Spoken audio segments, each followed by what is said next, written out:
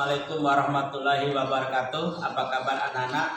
Semoga kita hari ini dalam kondisi sehat dan semangat mengikuti pelajaran walaupun dengan cara daring. Hari ini saya akan menyampaikan materi PPKN tentang kerjasama. Apa itu kerjasama?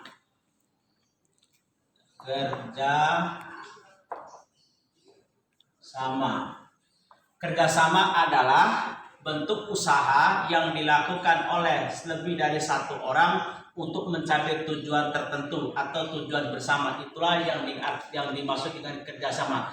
Dalam kerjasama Indonesia mempertahankan kemerdekaan pun itu sama. Jadi dalam mempertahankan kemerdekaan Indonesia, kerjasama antar para pejuang untuk membentuk suatu kesatuan agar Indonesia tetap merdeka itu dengan sistem kerjasama. Dengan adanya kerjasama maka hingga sampai sekarang negara kita bisa dipertahankan.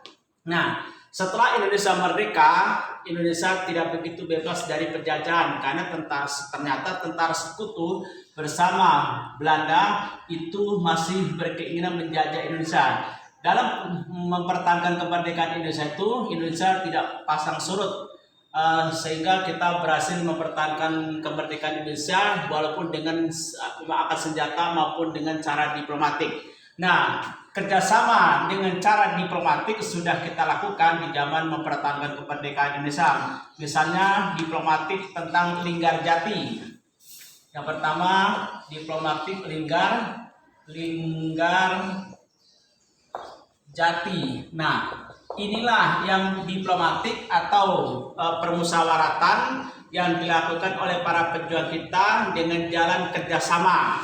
Yang kita tahu bahwa dalam kerjasama ini untuk menyelenggarakan kongres atau perundingan Linggarjati, orang Indonesia itu bukan hanya orang Jawa, orang Sunda, tapi seluruh elemen suku bangsa ikut dalam mempertahankan kemerdekaan atau ikut dalam perjanjian Linggarjati. Nah, isi perjanjian Linggarjati diatur untuk menyetujui kemerdekaan Indonesia terjadi pada tanggal 25 Maret itu tahun 1947.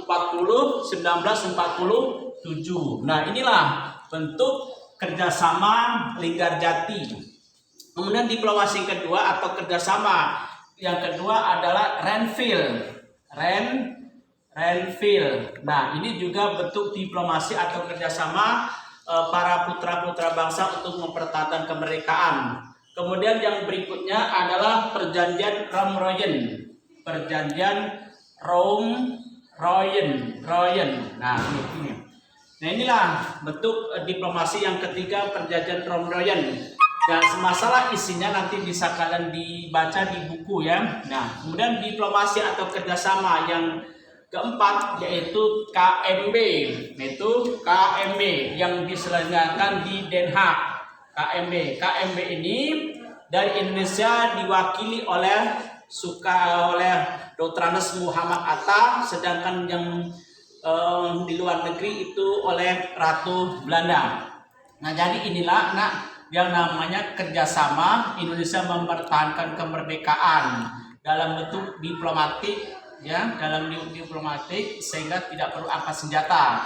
Nah, inilah bentuk kerjasama para pejuang kita yang terdiri dari beberapa suku, tidak mementingkan suku. Mereka mementingkan kerjasama demi persatuan dan kesatuan bangsa. Nah, kalau kita kaitkan dengan pelajaran IPS sama juga Ya. Jadi kalau kita kaitkan dengan IPS, dalam pelajaran IPS perjuangan bangsa Indonesia untuk mempertahankan kemerdekaan juga bisa dengan menggunakan angkat senjata. Kalau ini diplomasi, kalau ini angkat senjata. Dalam mempertahankan kemerdekaan angkat senjata pun para pejuang itu tidak hanya satu suku, tapi banyak suku. Seperti pertempuran di Surabaya, Pertempuran Surabaya. Ini hanya bukan arek-arek Surabaya, tapi banyak suku-suku yang lain ikut dalam pertempuran Surabaya untuk mempertahankan kemerdekaan dengan mementingkan persatuan dan kesatuan bangsa sehingga kemerdekaan kita bisa kita pertahankan.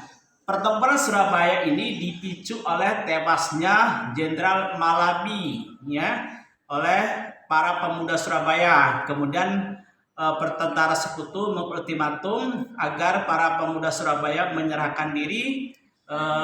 Yang membunuh malah tetapi anak-anak Surabaya tidak mau. Lalu terjadilah pertempuran yang kita kenal dengan namanya 10 November.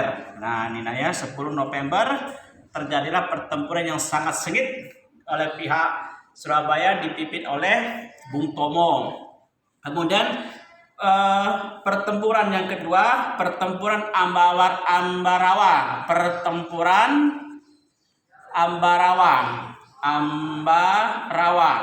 Ini juga dalam pertempuran ini tidak hanya satu suku masyarakatnya, banyak berbagai suku. Ada orang Medan, ada orang Jawa, ada orang Sunda, ada orang Kalimantan. Mereka bersatu membentuk pasukan untuk mempertahankan kemerdekaan. Dengan demikian mereka mengutamakan persatuan daripada individu masing-masing. Kemudian pertempuran yang lain bisa kalian baca seperti di Palembang kemarin yang tugas bahasa Indonesia sudah saya jelaskan. Pertempuran 5 hari 5 malam di Palembang itu terjadi di Simpang Caritas. Kemudian siapa yang memimpin itu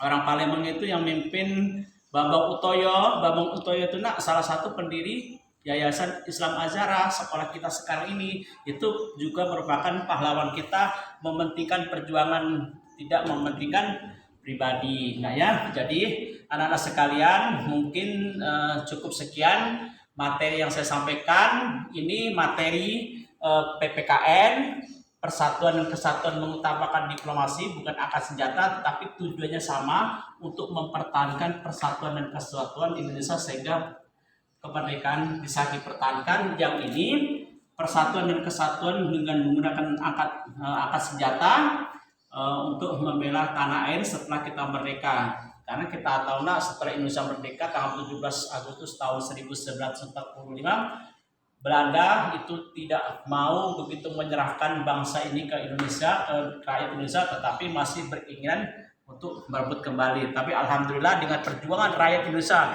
yang berbagai unsur budaya, berbagai unsur bahasa, berbagai unsur adat bisa mempertahankan kesatuan dan kesatuan untuk membela tanah air bangsa Indonesia. Demikianlah anak materi yang saya sampaikan, semoga kalian memahami materi yang saya sampaikan. Untuk lebih jelasnya silakan kalian bisa membaca buku halaman 52 PPKN.